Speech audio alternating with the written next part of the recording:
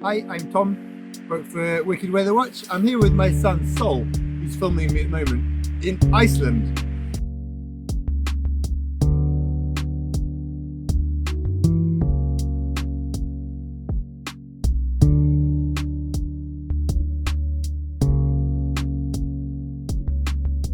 We've just been up on the glacier today. We went down inside a tunnel and now we've come back down into the lowlands and we can still see the water we saw dripping in the ice tunnel now flowing down through the river.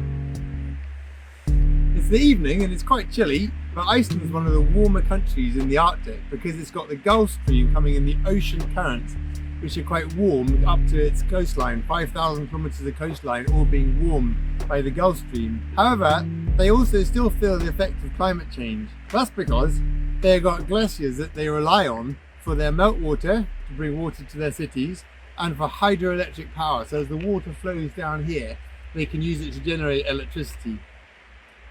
Problem is, the glaciers at the moment are melting quite fast. And so some of them are producing a lot of water and producing landslides and floods. Some of them are now completely drying up, and they recently had a funeral for one glacier. And that means that then the hydroelectric power can't work because there isn't any water flowing. And they haven't got a source of water for instance, Reykjavik, the capital. The capital of Iceland is fed by this stream. All their water comes from this stream.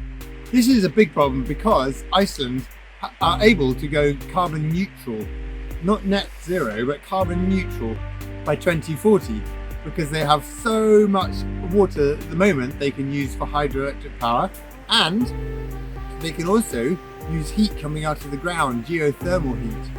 But now they're getting a bit worried the glaciers are melting and disappearing.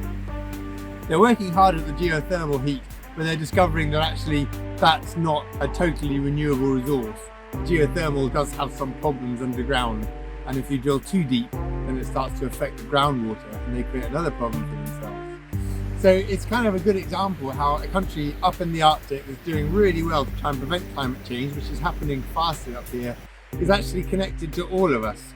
So the climate change is mainly coming from developed countries further south, and so it's important that we all make sustainable choices in our own lives and take climate action in your schools and in your communities.